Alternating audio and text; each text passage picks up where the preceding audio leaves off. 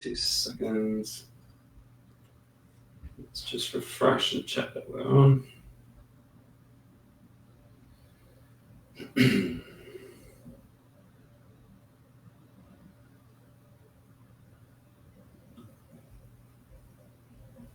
Right, it looks like we're good.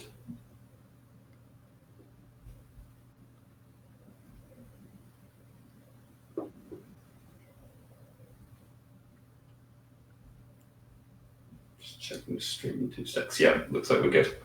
Perfect, guys. So we are live in the lab, and tonight, or wherever you are in the world, we are lucky enough to be joined by a good friend of mine, Depesh. I've known Depesh for several years now. We kind of did some cool co-hosting of the Mastermind last year here in London with our other good friend, Tim Bird. But I'm sure a lot of you are aware of Depesh. But before we get into it and let Depesh kind of intro himself and tell you exactly what he's about and what he does, if you don't know, just to remind you that if you're watching this on YouTube, please hit subscribe. If you're not a member of the Landing Page Lab, just go to landingpagelab.com. It's a free group, free to join. We're getting some really good kind of tips, optimization tips and conversion tips about your landing pages, and just some general advice about how to skyrocket your conversion rates, and also general advice about marketing in general, which is why we're going to dive in today with Depesh on this live. So if you can hear us, and if you're here, please comment as well, just say hello. Feel free to ask any questions as we kind of go through this. I know you've been asking questions in the lab all week, so I'm going to put these to Depesh and grill him. But first and foremost, my friend, if you'd like to just introduce yourself, tell everyone, who you are. Sorry, my dog's going mad as well. No worries. From what you're about, and we'll get into this. Awesome. Well, thanks for the intro, and super excited to be here and kind of be talking to your community as well, because I'm such a fan of your work. So for me, it's pretty cool to be here. I'd love to know for people that are live, where people are, because I'm in West Canada at the moment. So it's a good morning from here right now, which is kind of my second home. So what I do right now is I run a Facebook ads agency, training program, events. We also run our own kind of e-com info products, and also going back into affiliates as well. So my background actually was far from this. I started off as a kind of developer, a hacker, then fell into the kind of online world in the mid to late 90s. So just a little hint as to my age as well. And I kind of fell into e-com in 2005 and found my passion. So I actually joined a company as a project manager, and it was quite a technical role. And from there, it kind of just this was my thing. I just fell in love with e-com. And actually, my first role was, it was called website manager. So landing pages, analytics, user journeys and stuff like that. So my kind of route into online marketing was through that. And then I fell into traffic and acquisition and all the rest of it as well. And actually in 2009, I was working up the corporate ladder. So for those of you that are in the UK, I work for a company called Bourne Leisure. They own Haven Holidays, Butlin Holidays, and also a company called Warner Hotels as well. So I was working for them, and it was an amazing time. But in 2009, I think a year or so after the global recession, half the team were wiped out. So I lost my job through that at a really, really difficult time as well. We'd just put a mortgage down on for us, an expensive house at the time. My second child was due in a month's time as well. And so it literally couldn't have come at a worse time for us. So actually I spent the next 3 months trying to find a job. And I probably spent half that time in depression. So if anyone's kind of been in that kind of cloud nine space and you're hit with something really, really bad, I was in that space, and it knocked me for six. And I didn't know what depression was really at that time, before that, and during it either. It's only kind of my wife telling me later on, I think this is what happened to you. And I spent 6 weeks as a zombie, just moping around, feeling worthless and all that kind of stuff. And you become quite selfish as well, because I've got a wife and now two kids to look after. But I wasn't thinking about that. I was kind of like, I'm a failure, I can't get a job, all that kind of stuff. The thing that picked me up and saved me was affiliate marketing. So back then I just needed to make money online. And like many, many people, you do the search, I ended up on forums. And actually it was Affiliates for You, if anyone's familiar with platforms and stuff. That was where I learned all my stuff about affiliates. So by that time, I knew SEO really well, websites, WordPress, all that kind of stuff.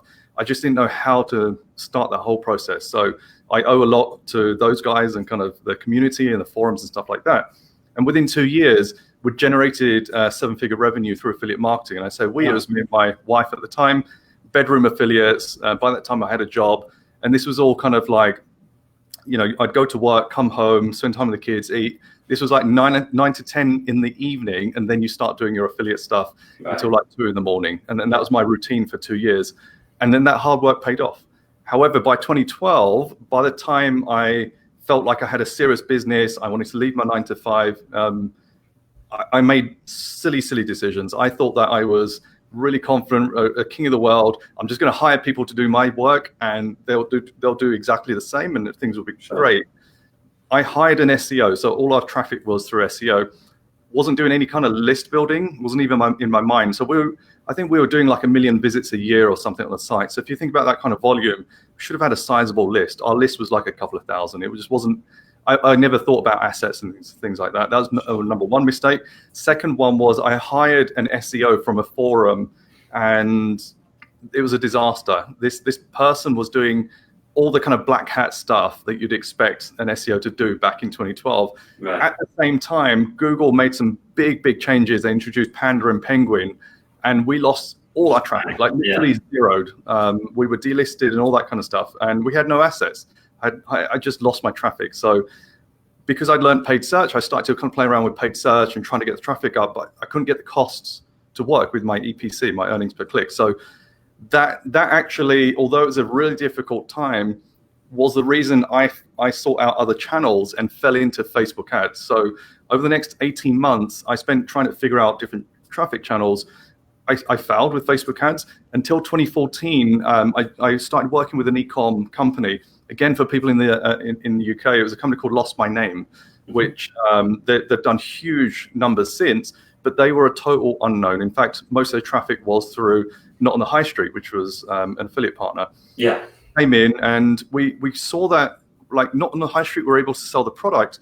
Why could we not do it directly? And actually, for some people that have seen the case study and success stories, I actually started from the inside and then worked out. So we worked on we had some traffic.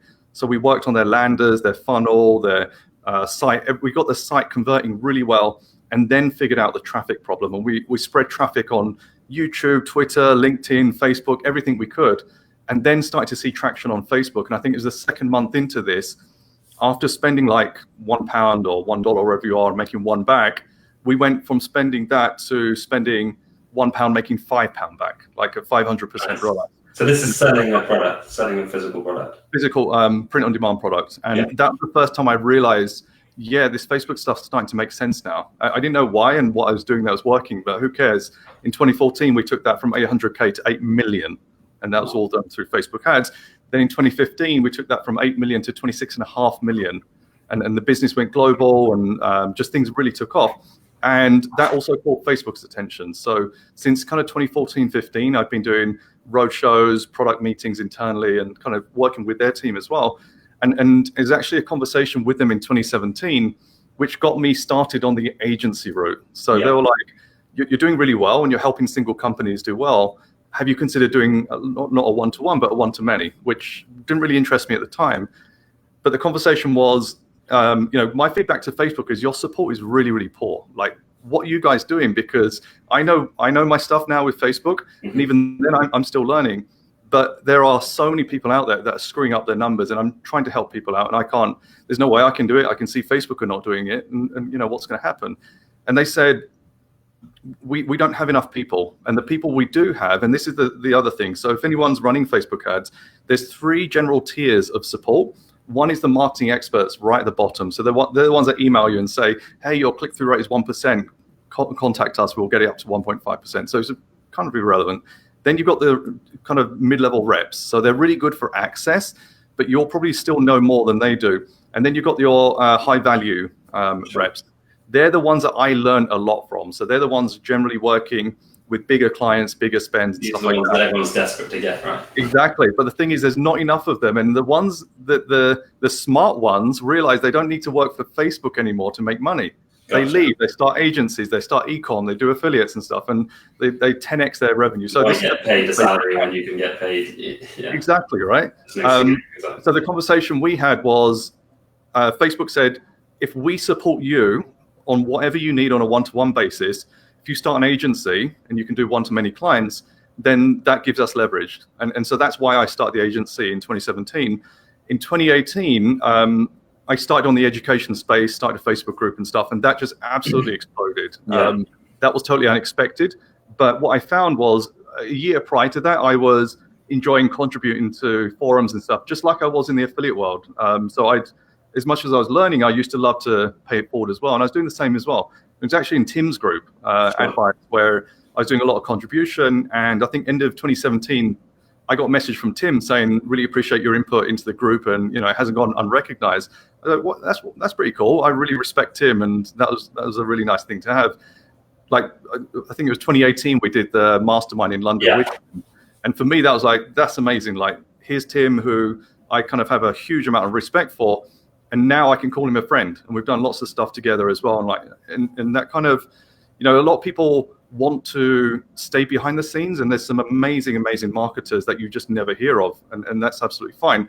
Other people want to create a voice and a name. And I think sometimes they overdo it. I was kind of in between. I had no inkling to create a name or a brand. Sure. And I was happy doing my thing on the back. But actually what I've realized is actually, if I go back to my mission with Facebook, by creating this brand, I can create a one to, thousands or tens of thousands of impact.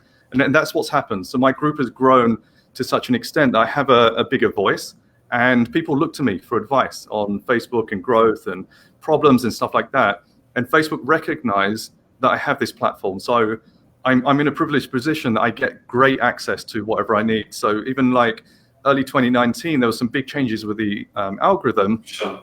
So I spent I think 60 or 90 minutes in a conversation with the auction team, asking them questions about manual bid, what's changed, and trying to get some insider work that we can then take back to our clients. We can test and see what's working, and then start rolling that out to the community and training and stuff like that. So that's kind of the journey I've taken and kind of where I am right now. Awesome. Very, very cool. Yeah, it's fascinating to learn about the kind of early stages as well. And I know you've kind of told me the story before, but in detail more about, the clients you kind of work for and scaling those ads. The 26 million, did you say, ad spend? That was 26 million revenue in 2020. Revenue. Wow. Okay. Yeah. Amazing. So yeah, very, very, very cool. Awesome. So we've got people joining in and saying hello. So hello to Chris. Hey to Sam. Guys, if you're here and watching, please say hello. If you're on YouTube, subscribe, and don't forget to join landingpagelab.com. But you mentioned at the tail end of that kind of awesome kind of intro to yourself that you're now in a privileged position to be able to speak to Facebook directly, give them feedback. I've seen you go to a lot of their meetings in London and a lot of their events and stuff. And we've got people who have asked some Facebook-related questions, as well as some. I want to definitely dive into some landing page questions, some conversion rate questions. Of course, we're inside the landing page lab. But yeah, if it's okay with you, I'd love to ask you some of the questions that have been coming in, if that's cool. Absolutely. Cool. So we've got someone who's running beauty products on Facebook. I'm not sure if this is something you've done or some of your team. We have, yeah. Perfect. So they're saying, what are the best ad creatives you've seen that convert best for beauty products on Facebook specifically? And what I guess you get away with, because I guess there's a lot of kind of issues with kind of beauty products and creative, on the creative side. But yeah, what have you seen convert the best? So actually, I was actually working on a sales page yesterday and today, and I was looking for some quotes to add. And one of the quotes that really kind of resonated is, I can't remember who the copywriter was, but he said, don't tell people about the wrinkles because they know all about them. Tell them about the pretty face that they can have.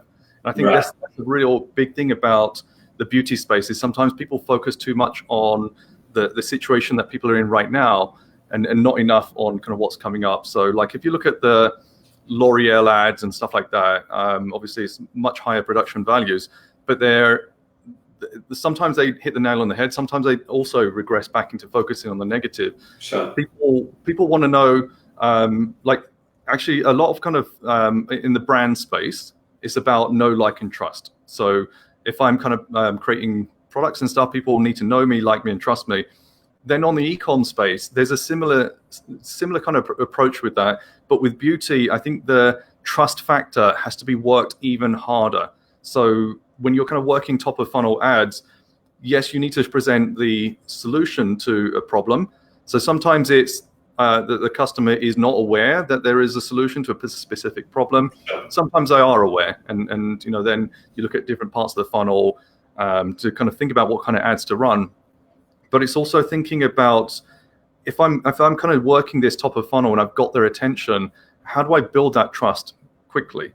So if I look at the bad side of Facebook advertising, for example, you've got the typical dropship ads, which is here's this product, 25% off, limited stock, buy it now kind of thing. Where's the value proposition? And that's a big part of what I focus on in Facebook advertising is the value exchange. So if you want someone's eyeballs, you want someone to take a click, you want someone to add to cart, you want someone to buy, there has to be something back for them. So the kind of dopamine hits that make Facebook work so well, you need to work on that through your funnel as well. And so when you're thinking about the creatives, we start off with everything starts off with the avatar. Like, who exactly are you targeting? What are their pain points? What are their new opportunities? And then we break that down into emotional as well as functional. Right. So, for example, if I want to get rid of wrinkles, as a kind of easy example, I want, functional benefits are it's a cream, it's organic and stuff like that. And sometimes people focus too much on that. Whereas the emotional is more like you can feel confident. Right. Exactly. And then the emotion is you feel confident, or you feel more, even though it's your physical appearance, you feel more confident and stuff like that. So when you play on that emotion, the analogy is selling the sizzle, not the sausage. It's like when I talk about restaurant ads and things like that. Yeah. Like if you, from people in the UK, if you remember the M&S ads, like they were so good because the music, the slow down pace, and everything. It made you hungry, right? You were like looking at and then playing on emotion, the sounds and totally. Exactly. And I think that's for me, beauty or whatever it is, has to kind of think about that emotion and then bring people into that journey. Then when you work on retargeting, bring in the functional factors like this cream is animal safe or whatever it is, has been tested on animals and all that kind of stuff. But don't start with the functional, because what happens is when people can equate a cost against something, they're more likely to create a barrier. So it's a cream, it's this, it's that. They're all functional things that are easy to compute. Whereas if you're talking emotion, it's hard for the brain to calculate a value on that. And I'll give you a great example, which I've used quite a lot, is LED dog collars. Mm-hmm. They were big in the affiliate space 2-3 years ago. Now, they were retailing for about $25. There was one particular group of people that was selling it for $40. And their messaging completely stood out because they weren't talking about it's safe, it's bright, etc., etc. Their lead hook was, this could save your dog's life. That's priceless. You're going to pay $50 for that, because if you're not, you don't love your animal. Your pet. That makes perfect sense. It's something that we always practice and preach on our landing pages. It's that benefits over features, and it's the classic one that I love. Very similar. Two iPhone ads, exactly the same iPhone. One ad says this 12 megapixel camera is the best camera ever. The other one says take long-lasting pictures of your family that will last forever.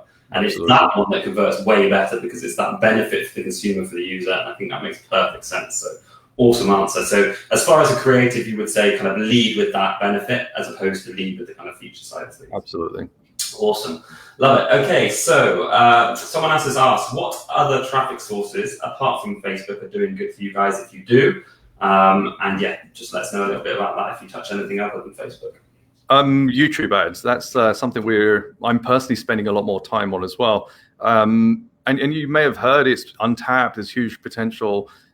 What I find with YouTube ads is certain products are harder to work top of funnel. But even if that's the case, you should definitely be working mid and lower funnel. So retargeting, for example. But certainly from a B2B and also kind of a personal brand point of view. So I'm running ads for myself, my info products and stuff on YouTube, and we're finding that's working really well. For e-com, the ads that I've seen work really well are ones that are like, they could be like 60, 90 seconds long, but they clearly show a great solution to a problem. So some products are harder to bring about. So for example, apparel, it's harder to showcase that onto YouTube, but you have to think about, like, YouTube is the same as any other channel. Why are people there?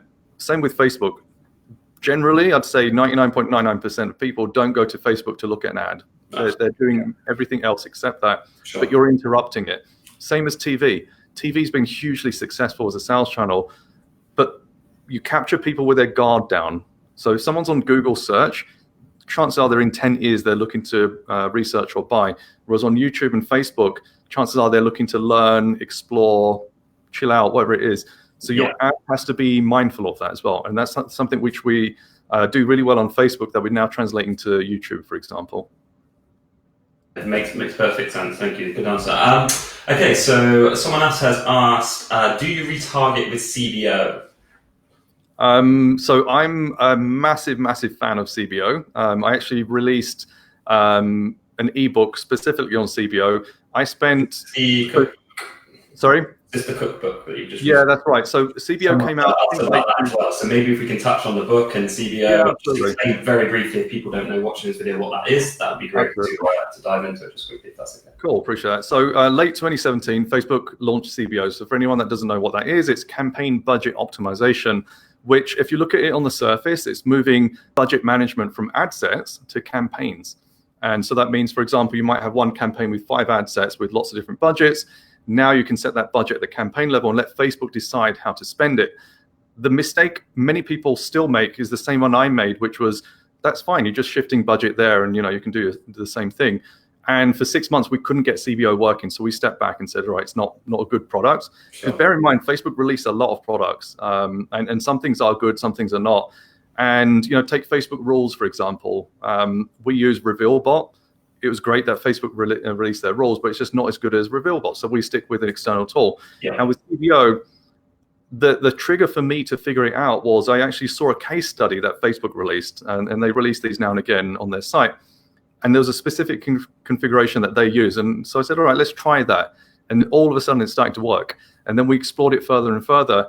Last year, so 2018, in November, we managed to right all the way through Q4, but one particular store, and at that point we were pretty much all on CBO, but one store just absolutely rocketed, and we took them, they were doing like a couple of million a year.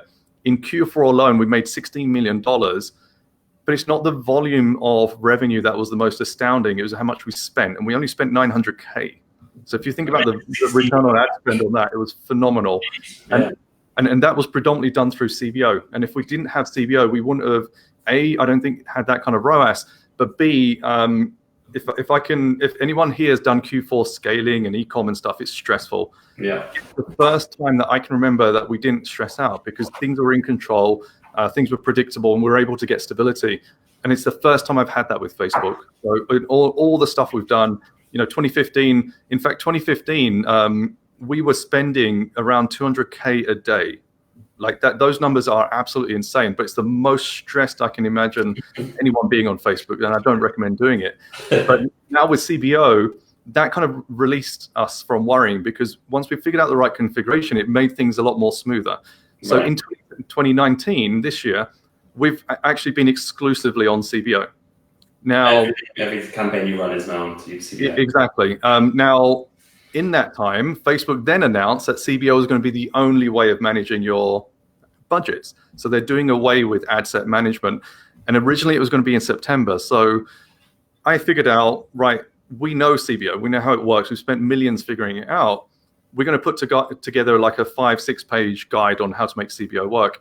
And I actually went out to a cruise in Alaska last year, in summer actually. And whilst I was there writing, I spent lots of time kind of writing, and I really enjoy my writing. Yeah. Before I'd kind of finished, I realized there's like 20, 30, 40 pages here. This is no longer a small, 12-point guide on CBO.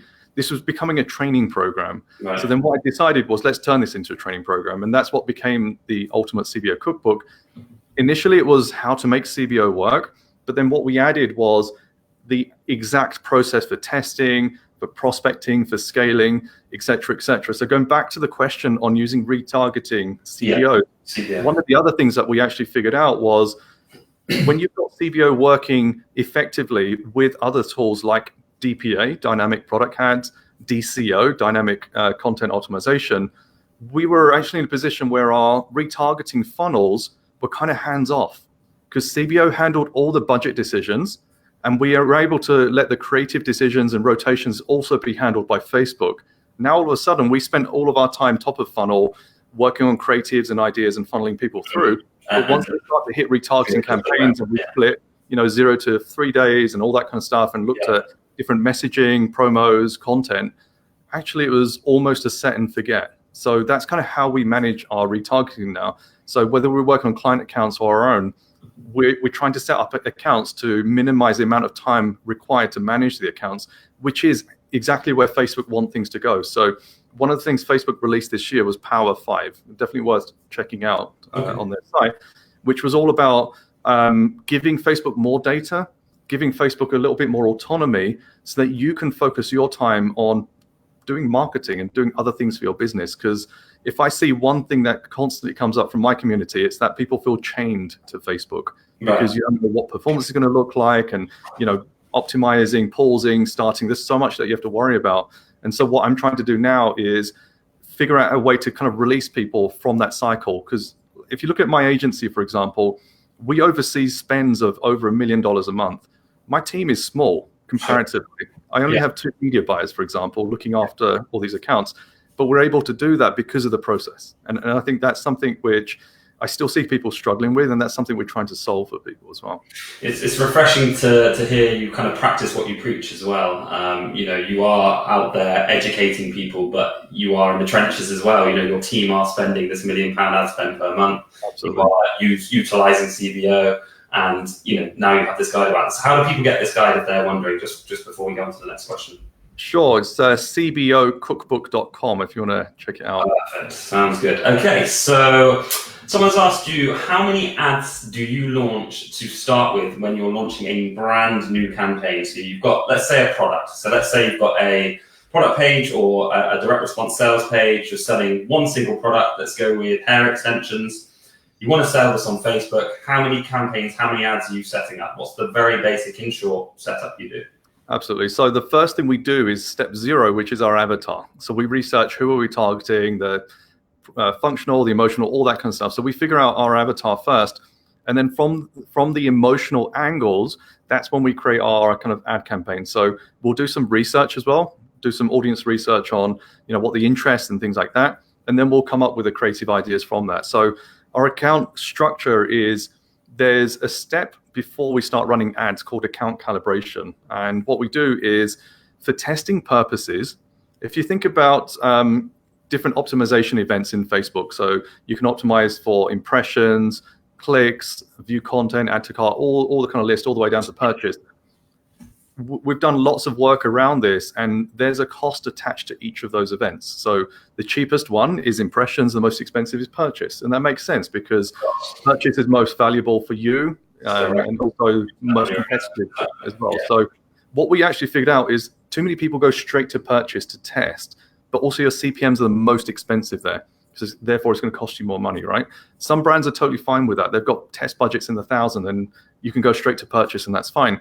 But we often work with companies that either don't want to kind of test too much or spend too much money, or on our own e-com, we just don't want to waste our money. So what we do is we calibrate, we find a broad audience, we run one ad to all of those audiences and just change up the pixel event and figure out which pixel event is giving us a good cost per add to cart rate, good cost per initiate checkout, that we can do the most testing for the least amount of spend. We then move that into the test phase, and the first goal is to find the best audiences. So we take that one creative again, and we might have iterated it by that point, and we test with multiple audiences.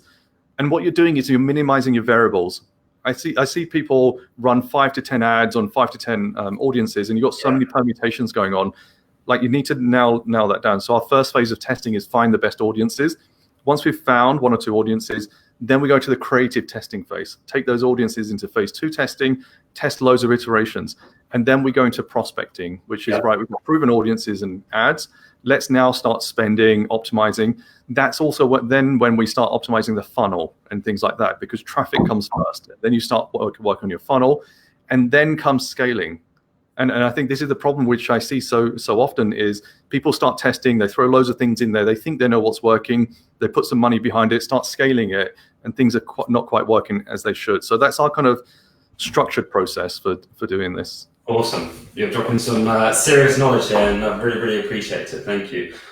Just quickly on that, someone has asked you what tools or process do you use for that kind of research of the avatar. You mentioned before you even get started, you kind of look into the user, who's going to be buying this product, what their avatar looks like. Are there actually any tools you use to do this, or are you physically kind of putting yourself into the mind of that consumer and seeing who would be buying this product?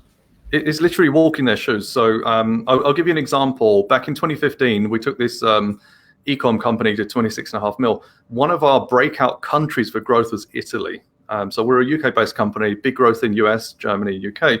Yeah. Now, we follow the same process, which is identify your ideal target market and then start walking in their shoes through Facebook and start stalking the typical user. And what we do is generally try to find our ideal user, find 25 to 50 profiles, put it into a spreadsheet and start tracking what the commonalities are.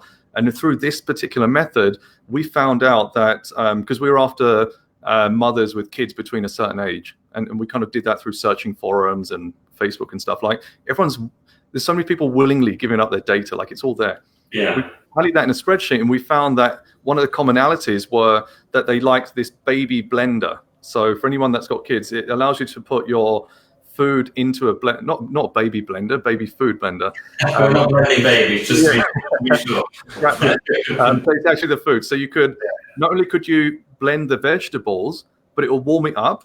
And so when you took it out, it's ready to feed the baby, which was pretty cool. So that was a breakout product in Italy, and all these mothers liked it. So we found that brand was also an interest you could target. So we were in a brand new country with a product, et cetera, identified that interest, brought our best performing ads along. Now all of a sudden, we just took off because like that was our ideal market. We found that consumers that are buying similar. Exactly, and we linked that all together, and then from that we create lookalikes once we had enough data and stuff like that. So that's just one technique. Others are, if you just like type in, once you get an idea for those interests, just type it into the search bar at the top in Facebook and start seeing which groups and pages come up.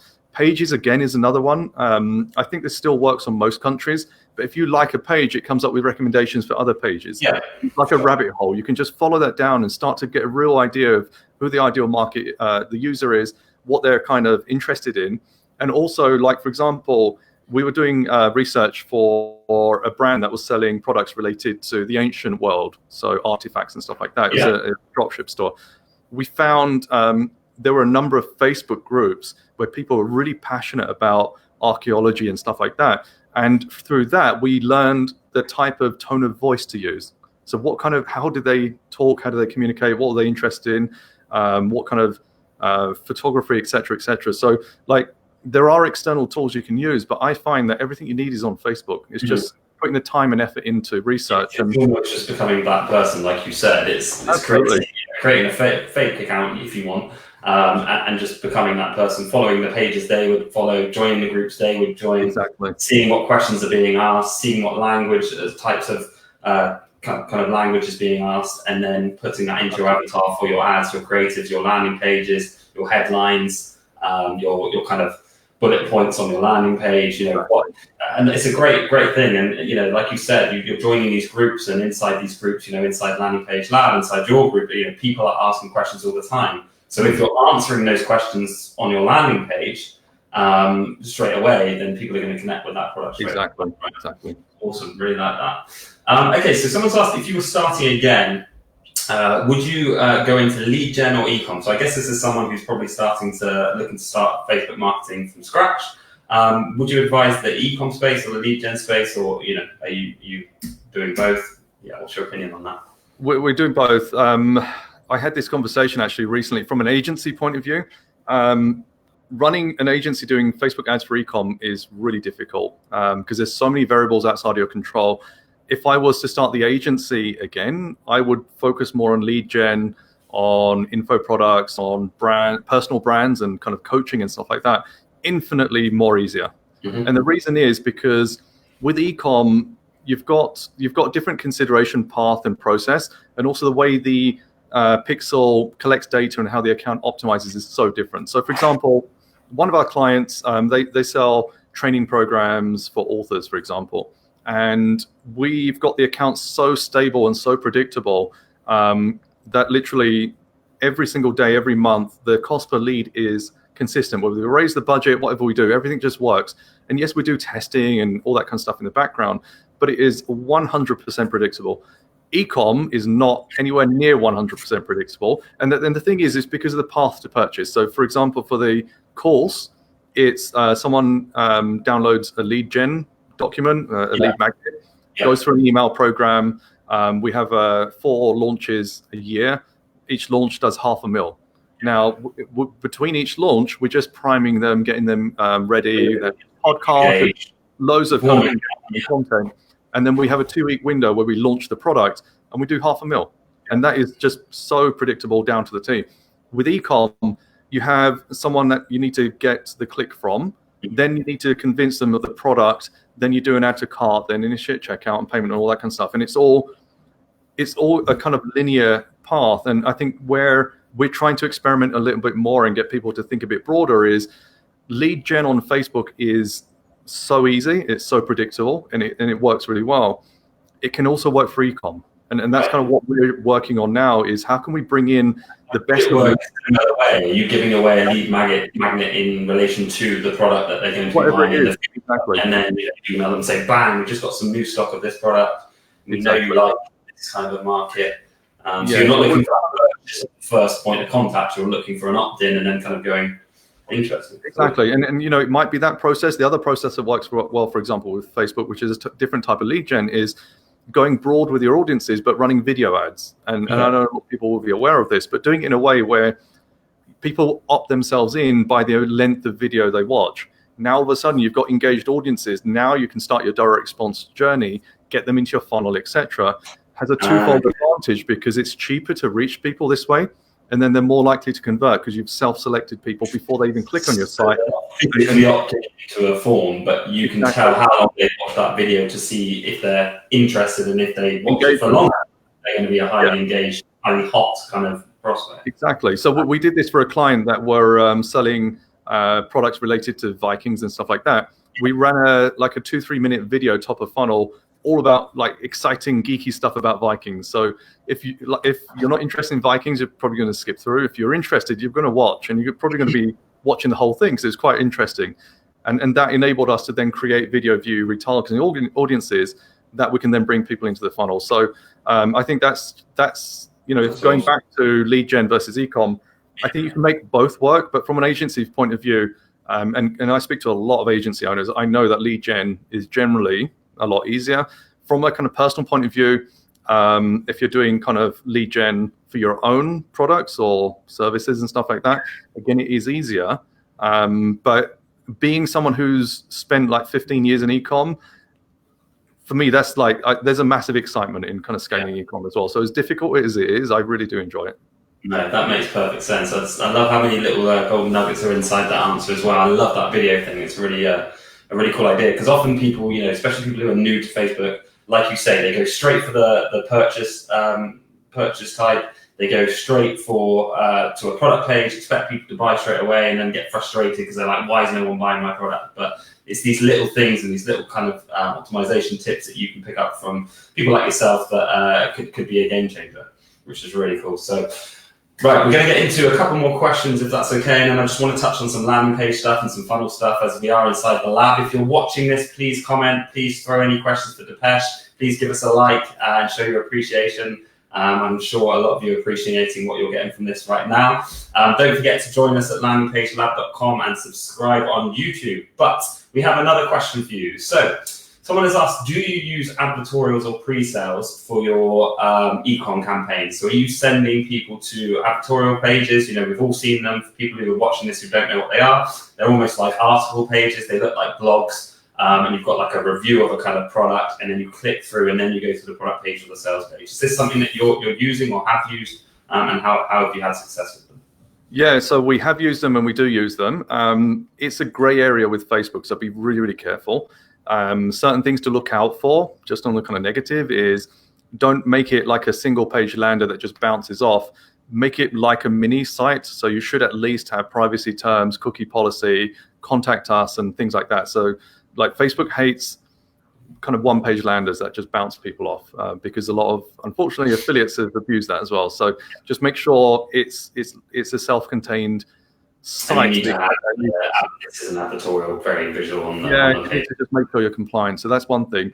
But they do work, and they work well because similar with native ads as well. It's just kind of priming people without selling people, the kind of solution as well. So you can do it through an advertorial, you can do it through a video.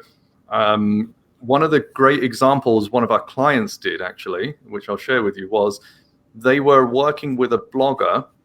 They got their pixel installed on that blogger's site and co-wrote an article with that blogger and sent loads of traffic there. And what the blog piece was reviewing their product, and it was a genuine blogger site. So she was writing about this particular category, and she wrote this piece and said, this is why I like the product and stuff. She already had a loyal base because she's been blogging for some time, so she was legit. But what happened is, because she was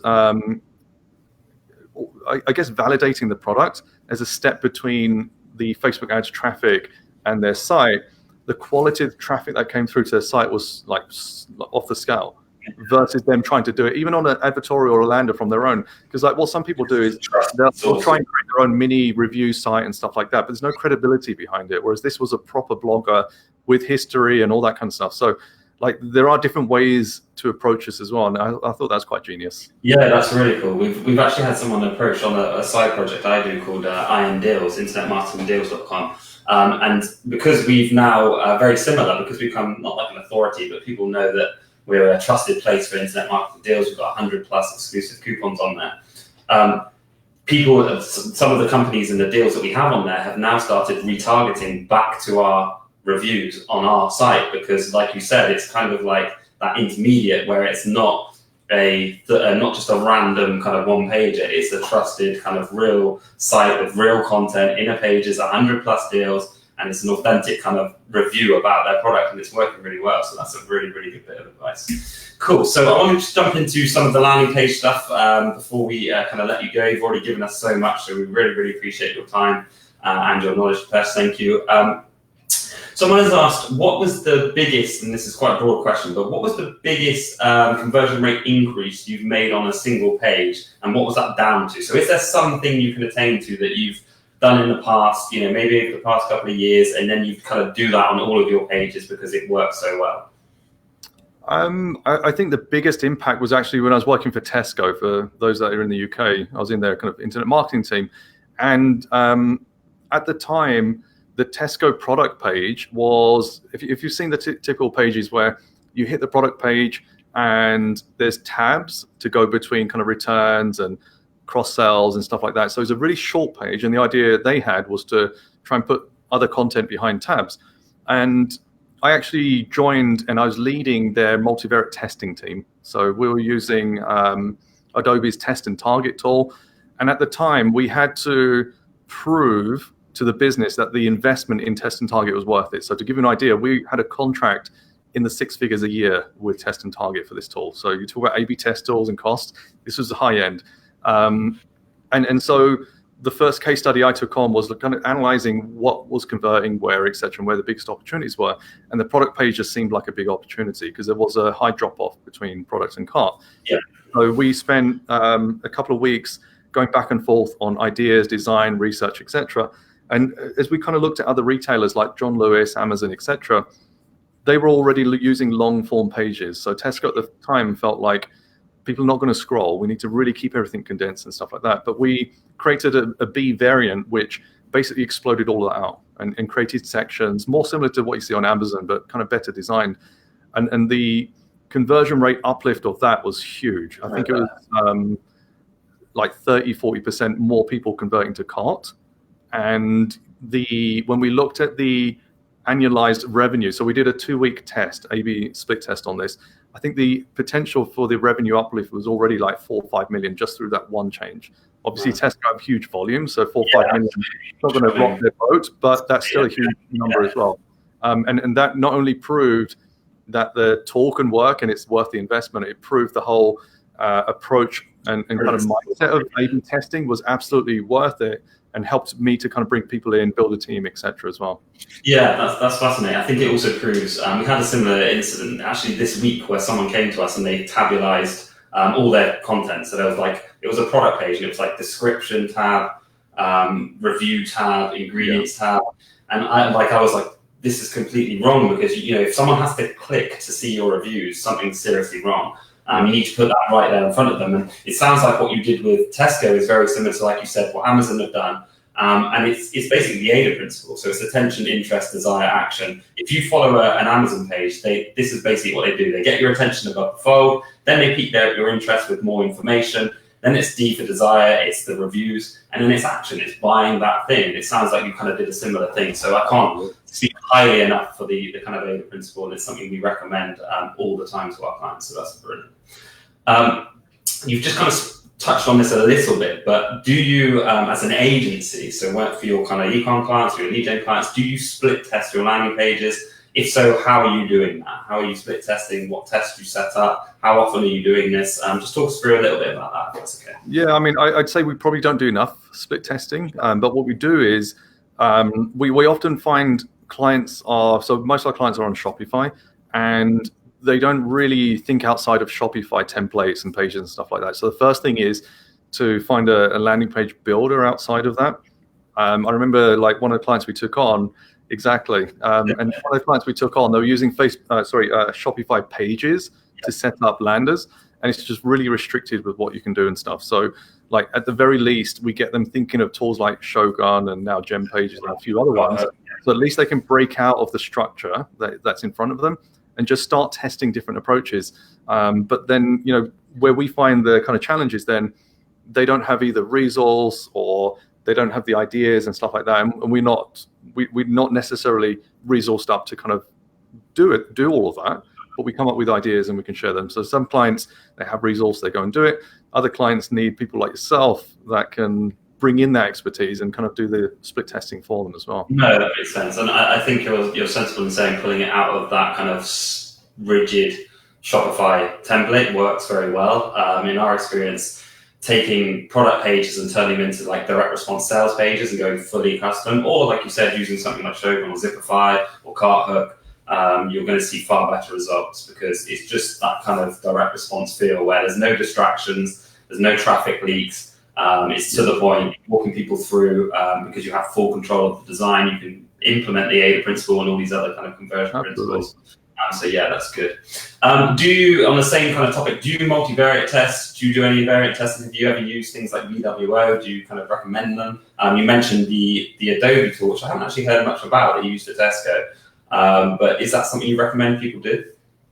So that's an expensive tool, and actually the biggest thing about Adobe's setup was not just getting a tool, but you also got a dedicated consultant as well. So like this is for big brands doing 10, 20, 50 million plus a year. But for most people, I think, so VWO is kind of one of the go-tos, but actually one of my favorites is Optimizely. It is a lot more expensive than it used to be, but it did everything I ever needed. So it was all doing A/B testing, split testing, and they also introduced funnel testing, which was really cool, where not only could you test one lander, but it's also the subsequent pages. So you could ensure they only ever saw that one variant of a funnel as well, which was pretty cool.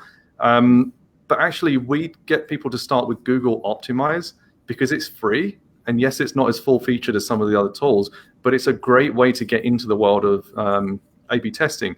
Then when you're ready, move into VWO or Optimizely or something like that. There's, I think, ConvertKit or a few other ones I can't remember. But just get started, get a feel for how these tools work. One thing we do recommend is start with simple A/B testing. So whatever page you're working with, come up with a variant that's been researched but is sufficiently different enough to see if it makes an impact. I think the mistake some people make is they take their existing page and then they multivariate so many different things. But if that page fundamentally was poor already, your results are really not going to reflect the work you're putting in. So first of all, find the B variant or C or D that's going to challenge the existing page. and then start split testing within that to start refining it and stuff like that. Yeah, I think that's a great answer, and I think that's something that we recommend to our clients. Like whenever we sell landing pages, we offer variant costing because, like you just said, you're far better off creating, if you have the budget, of course, far better off creating like 3 to 5 pages and seeing which one sticks, and then diving into your kind of multivariate test. And again, very sensibly, like you said, when it comes to that multivariate testing, just start with one element. We see it so many times that people kind of like want to multivariate the image, the button, the text, the headline, the call to action, the layout, and it just doesn't work because you're going for so much data that the tool wouldn't have enough data to say which would work with which. So just start small. First and foremost, just test, for example, the color of the button. Let's set up 10 tests with 10 different colors, see which one converts best. Then let's test the headline with the button and see which one converts best. And you kind of build it up and up and up and that. And yeah, you've mentioned some great tools there, so that's absolutely brilliant. Can I share one little story? So my first ever split test, it was I think roughly 2007, 2008, before conversion rate optimization was a thing. We were testing a new tool out. I can't remember, Optimost is a tool. So anyone that was around kind of 2006, 7, 8 doing A/B testing, they were then bought out by a company called Autonomy and some other companies since. But we were finding out ways that we could do split testing, and this tool came up. So we thought we'd test it out. We chose an innocuous page, which was this was for a hotel brand. It was the brochure request link. So if you wanted to request a brochure, you put your details in, hit submit. The only thing we tested was changing the brand green color for submit to red. And that was it. We didn't have any expectation, but it was just like, let's just do this as a split test, just see what happens. That change, I believe, doubled conversion rate. And so like this is after 2 weeks of testing. So we took it back to the brand manager and the director at the time. And there's me, just a techie website manager. And I said, look, this is really cool. It's twice a conversion and stuff like that. And they were like, we're not changing it. Like our brand color is green. We're not changing it to red. So I'm like, but the data. And they're like, yeah, but the brand. And I got outfought because like for me, it was insane to think we'd doubled conversion rate. We're going to get more brochures sent out and probably get more sales off of it, but they didn't want it and they didn't have it. And that was, for me, was like the first instance of brand marketers don't know what they're doing. Like, this is insane. It took time for me to build confidence up, to build case studies and stuff like that. But I just could not get my head around it, honestly. That's crazy. Great story. Really, really cool. It's been a complete honor to have you on the show, and thank you so much because you've dropped so much knowledge, and we really do appreciate it. Before you go, if you could just tell people what you're up to now, how they get in contact with you, how they get that CBO guide, because I know a lot of people will be watching, will be wanting that, and we'll sign up after that. Thank you. Absolutely. So I'm in cold Canada, enjoying the rest of Q4. So really right now, end of Q4, and I'm just looking over there because we've got our whiteboard, really just planning out what's happening in 2020. So we've got loads of things kind of planned out, and really right now it's managing the end of Q4 and kind of working towards what's coming up in Q1 and kind of the rest of 2020. And for me, it's kind of, and I was kind of just speaking to you before we came online, it's kind of managing what we're doing with the agency, plus what we're doing with our personal stores, sites, stores, products, etc. as well. So 2020 for us is more about how can we teach more people to get better with Facebook ads, whilst also doing that for clients as well. So that's kind of what really we're concentrating on. And I guess if you want to reach out, depeshmandalia.com, everything is there, I guess. It's a really nice looking site. I mean, the guys that designed it, I'd really highly recommend them. I love the plug. Guys, thank you so much for joining us. Like I say, if you're watching on YouTube, please hit subscribe. If you're not watching in the lab, go to landingpagelab.com, where me and Depesh will be answering your questions on this post. So comment below. Thank you so much for joining us. It's been a real honor to have you on the show. I hope Canada's not too cold. I thought I was cold here in the UK until you told me it was like -13. But all the best, mate, and thank you again for joining us. Cool, nice one. Thank you. Cheers, guys.